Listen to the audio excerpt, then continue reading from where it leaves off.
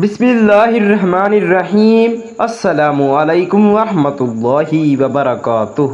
حضرت عبداللہ بن عباس رضی اللہ تعالی عنہ سے روایت ہے کہ نبی کریم صلی اللہ علیہ وسلم نے مبارک ارشاد فرمایا، جب عید الفطر کی رات ہوتی ہے تو اسے آسمانوں پر انعام کی طرف کے عنوان سے پکارا جاتا ہے، اور جب صبح عید طلوع ہوتی ہے تو حق تعالی جل شانہ فرشتوں کو تمام بستیوں میں بھیجتا ہے، اور وہ راستوں کے کونوں پر کھڑے ہو جاتے ہیں اور ایسی آواز سے جسے جنات اور انسانوں کے سوا ہر مخلوق سنتی ہے پکارتے ہیں کہ اے امت محمدیہ، اس کریم رب کی بارگاہ کرم میں چلو جو بہت زیادہ عطا فرمانے والا ہے۔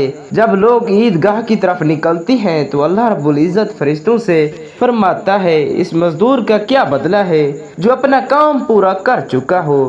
فرشتے عرض کرتے ہیں، اے ہمارے معبود، اس کا بدلہ یہی ہے کہ اس کی مزدوری اور اجرت پوری عطا کر دی جائے۔ تو اللہ تعالیٰ فرماتا ہے، اے فرشتوں، تمہیں گواہ بناتا ہوں کہ میں نے انہیں رمضان کے روزوں اور تراویح کے بدلے میں اپنی رضا اور مغفرت عطا فرما دی ہے، اور پھر اپنے بندوں سے ارشاد فرمایا ہے کہ اے میرے بندو، مجھ سے مانگو، میری عزت و جلال اور بلندی کی قسم، آج کے دن آخرت کے بارے میں جو سوال کرو گے عطا کروں گا، دنیا کے بارے میں جو سوال کرو گے اس میں تمہاری مصلحت پر نظر کروں گا، میرے عز و جل کی قسم، میں تمہیں مجرموں اور کافروں کے سامنے رسوا نہ کروں گا، میں تم سے راضی ہو گیا۔ بلا شبہ وہ افراد نہایت خوش قسمت ہیں کہ جنہوں نے ماہ سیام پایا اور اپنے اوقات کو عبادات سے منور رکھا، پورے ماہ تقوی کی روش اختیار کیے رکھی اور بارگاہ رب عزت میں مغفرت کے لیے دامن پھیلائے رکھا۔ یہ عید ایسے ہی خوش بخت افراد کے لیے ہے اور اب انہیں مزدوری ملنے کا وقت ہے۔ تاہم صحابہ کرام رضوان اللہ علیہم اجمعین اور بزرگان دین اپنی عبادات پر اترانے کی بجائے اللہ تعالیٰ سے قبولیت کی دعائیں کیا کرتے تھے۔ حضرت شیخ عبد القادر جیلانی رحمۃ اللہ علیہ کا قول ہے کہ عید ان کی نہیں جنہوں نے عمدہ لباس سے اپنے آپ کو آراستہ کیا، بلکہ عید تو ان کی ہے جو اللہ تعالیٰ کی پکڑ سے بچ گئے اور اس کے عذاب و عطاب سے ڈر گئے۔ عید ان کی نہیں جنہوں نے بہت زیادہ خوشیاں منائیں، بلکہ عید تو ان کی ہے جنہوں نے اپنے گناہوں سے توبہ کی اور اس پر قائم رہے۔ عید ان کی نہیں جنہوں نے بڑی بڑی دیگیں پکائیں اور دسترخوان آراستہ کیے، بلکہ عید تو ان کی ہے جنہوں نے نیک بننے کی کوشش کی اور سعادت حاصل کی۔ عید ان کی نہیں جو دنیاوی زیب اور زینت اور آرائش و زیبائش کے ساتھ گھر سے نکلے، بلکہ عید تو ان کی ہے جنہوں نے تقوی، پرہیزگاری اور خوف خدا اختیار کیا۔ عید ان کی نہیں جنہوں نے اپنے گھروں میں چراغاں کیا، بلکہ عید تو ان کی ہے جو دوزخ کے پل سے گزر گئے۔ حضرت علی رضی اللہ تعالی عنہ نے عید کی مبارکباد دینے کے لیے آنے والوں سے فرمایا، عید تو ان کی ہے جو عزت اور آخرت کے عذاب اور مرنے کے بعد کی سزا سے نجات پا چکے ہیں۔ یوم عید ماہ سیام کی تکمیل پر اللہ تعالیٰ سے انعامات پانے کا دن ہے، تو اس سے زیادہ خوشی و مسرت کا موقع کیا ہو سکتا ہے؟ یہی وجہ ہے کہ امت مسلمہ میں اس دن کو ایک خاص مقام اور اہمیت حاصل ہے۔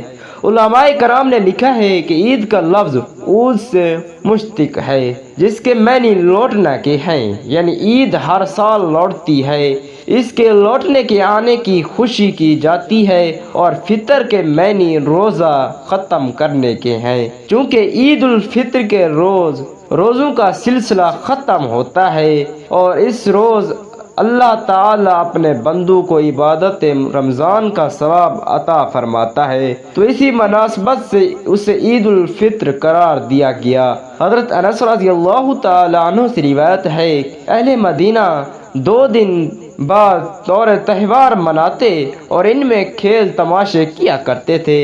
رسول خدا صلی اللہ علیہ وسلم نے انہیں اس سے دریافت فرمایا، یہ 2 دن جو تم مناتے ہو ان کی حقیقت اور حیثیت کیا ہے؟ تو انہوں نے کہا، ہم عہد جاہلیت میں یعنی اسلام سے پہلے یہ تہوار اسی طرح منایا کرتے تھے۔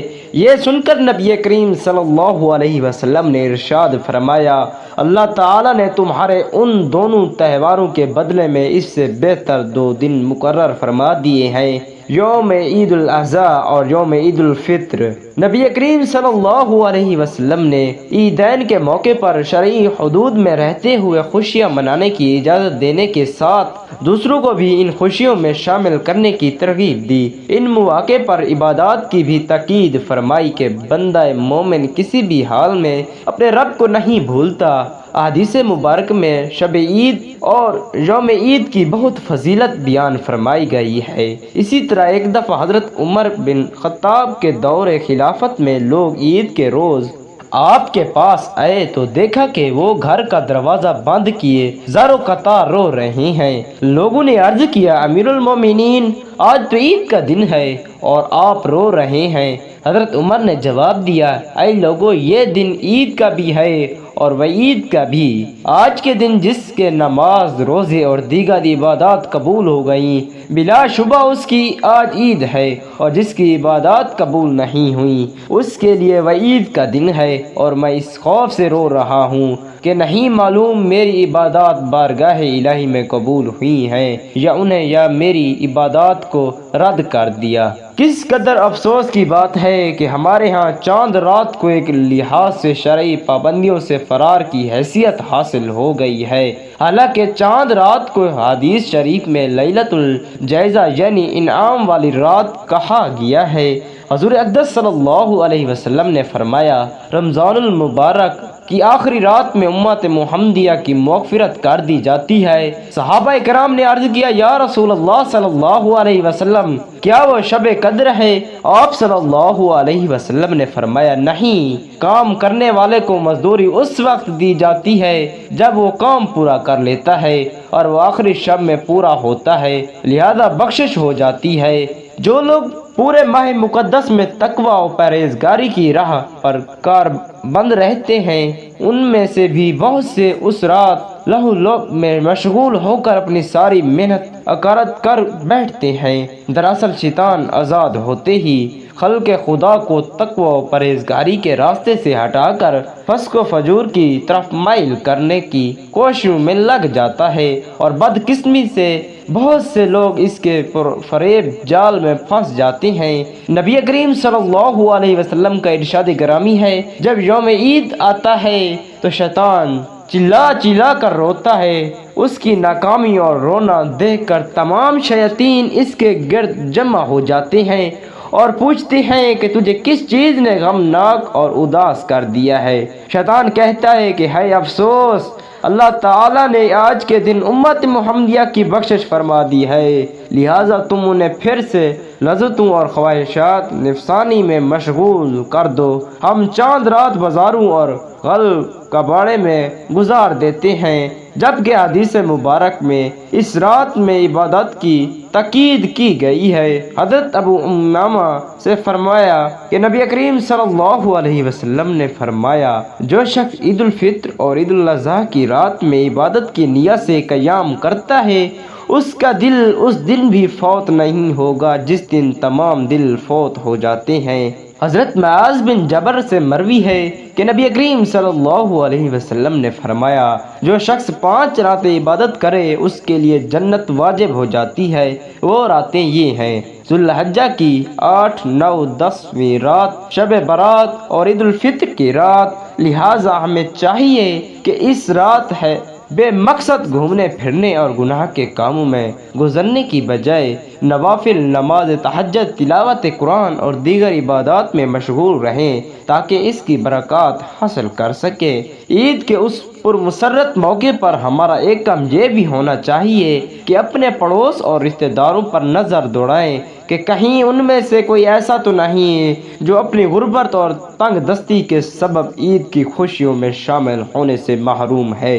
اگر ایسا ہے تو یقین جانیے ہم خواہ کتنے ہی اچھے کپڑے پہن لیں، طویل دسترخوان سجا لیں، عیدیاں بانٹیں، پھر ہماری عید پھر بھی پھیکی ہی رہے گی، بلکہ ایسی عید کہلانے کے قابل ہی نہیں جس میں دیگر افراد شامل نہ ہوں۔ حضرت علی رضی اللہ تعالی عنہ کو زمانہ خلافت میں لوگ عید کی مبارکباد دینے گئے تو دیکھا کہ امیر المومنین خشک روٹی کے ٹکڑے تناول فرما رہے ہیں۔ کسی نے کہا آج تو عید کا دن ہے۔ یہ سن کر آپ رضی اللہ تعالی عنہ نے ایک سرد آہ بھری اور فرمایا جب دنیا میں ایسے بہت سے لوگ موجود ہوں جنہیں یہ ٹکڑے بھی میسر نہ ہوں تو ہمیں عید منانے کا حق کیوں حاصل ہے؟ روایات ہے کہ آقا دو جہاں صلی اللہ علیہ وسلم نماز عید سے فارغ ہو کر واپس تشریف لا جا رہے تھے کہ راستے میں آپ کی نظر ایک بچے پر پڑی جو میدان کے ایک کونے میں بیٹھا رو رہا تھا۔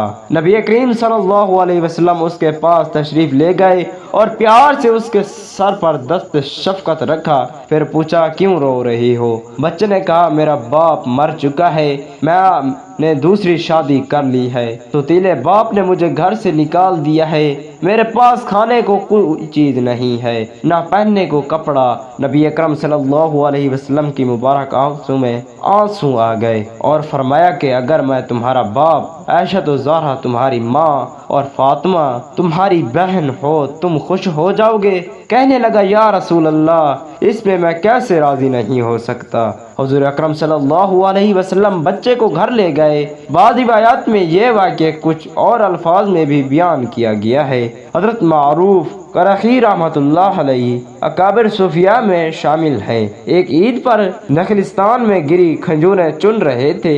ایک شخص نے پوچھا ایسا کیوں کر رہے ہو؟ تو فرمایا میں نے ایک لڑکے کو روتے ہوئے دیکھا، اس سے پوچھا تم کیوں رو رہے ہو؟ لڑکا بولا میں یتیم ہوں، یہ لڑکے اخروٹوں سے کھیل رہے ہیں اور میرے پاس اتنے پیسے نہیں کہ اخروٹ خرید کر ان کے ساتھ کھیل سکوں، اس لیے میں کھجوریں چن رہا ہوں تاکہ انہیں فروخت کر کے اس یتیم بچے کو اخروٹ لے دوں۔ صدقہ فطر ہر صاحب استطاعت مسلمان پر واجب ہے۔ اس زمن میں حضرت عبداللہ بن عباس رضی اللہ تعالی عنہ سے روایت ہے کہ رسول اللہ صلی اللہ علیہ وسلم نے صدقہ فطر واجب کیا تاکہ روزہ لغو اور بے ہودہ باتوں سے پاک ہو جائے اور مساکین کے لیے کھانے کا بندوبست بھی ہو جائے۔ اس سے ظاہر ہوتا ہے کہ بنیادی طور پر صدقہ فطر کا فلسفہ یہی ہے کہ عید الفطر کی خوشیوں میں غریب مسلمان بھی بھرپور طریقے سے شریک ہو سکیں۔ اسی طرح ایک اور حدیث شریف میں ہے کہ عید الفطر کے دن محتاجوں کو خوشحال بنا دو کہ صدقہ فطر کبھی بھی دیا جا سکتا ہے، تاہم عام طور پر ماہ رمضان کے آخری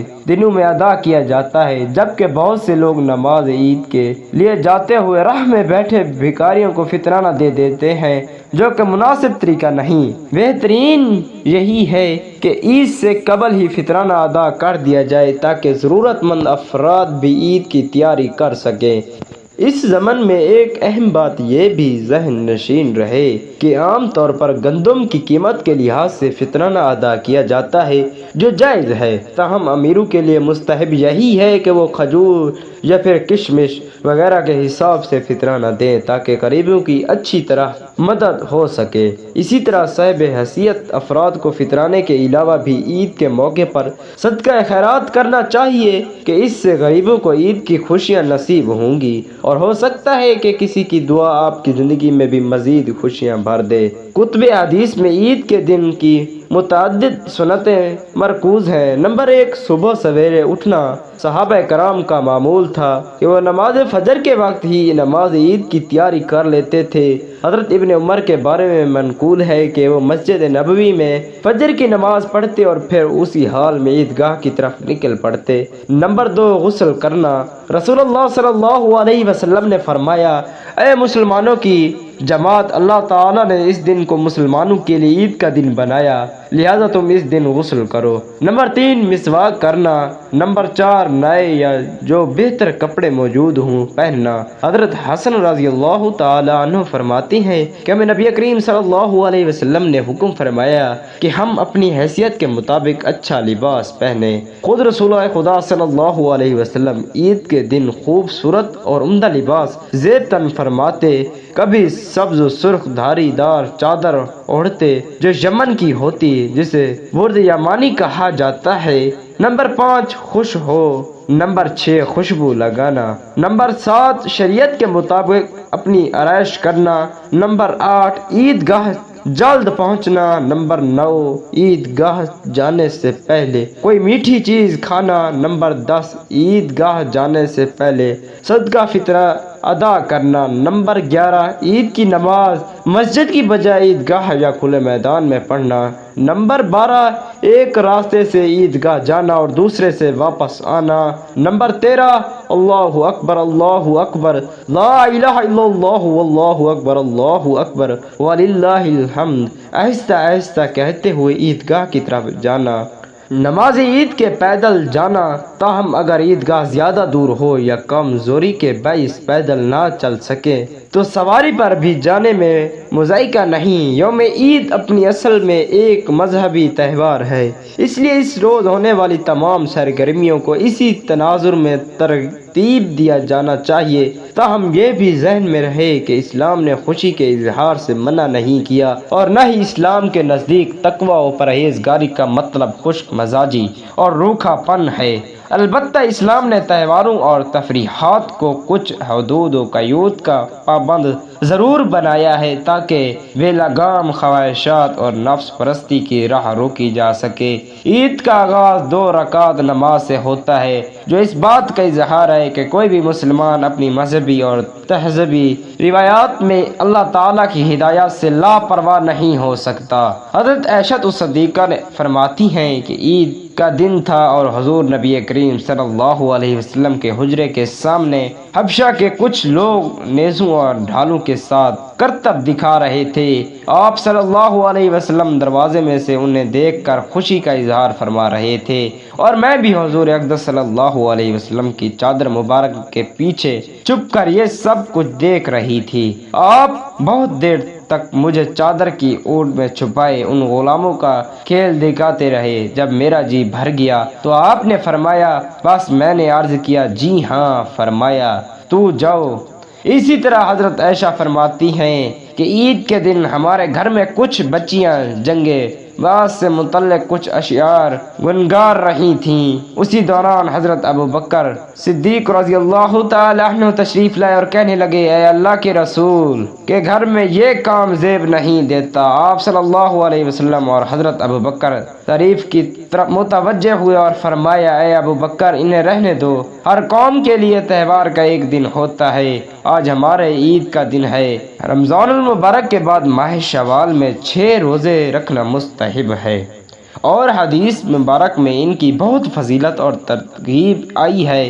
نبی کریم صلی اللہ علیہ وسلم کا ارشاد ہے جس نے رمضان المبارک کے روزے رکھے اور اس کے بعد ماہ شوال میں 6 نفلی روزے رکھے تو اس کا یہ عمل ہمیشہ روزے رکھنے کے برابر ہوگا۔ حضرت ابو ایوب انصاری بیان کرتے ہیں کہ رسول اکرم صلی اللہ علیہ وسلم نے فرمایا جس نے رمضان المبارک کے روزے رکھنے کے بعد شوال کے 6 روزے رکھے تو یہ ایسا ہے جیسے پورے سال کے روزے ہوں۔ یہ روزے مسلسل بھی رکھے جا سکتے ہیں اور وقفہ دے کر بھی، یعنی اپنی سہولت کے مطابق شیڈول ترتیب دیا جا سکتا ہے۔ اللہ سبحانہ و تعالیٰ سے دست عدد دعا ہے میرے تمام مسلمان بہن بھائیوں کے روزے اور تراویح اپنی بارگاہ میں منظور و مقبول فرمائے، اور جس نے بھی اس ماہ رمضان میں کسی بیماری کے باعث یا وجہ مجبوری روزے نہیں رکھے ان کی بھی مغفرت و بخشش فرمائے، آمین یا رب العالمین۔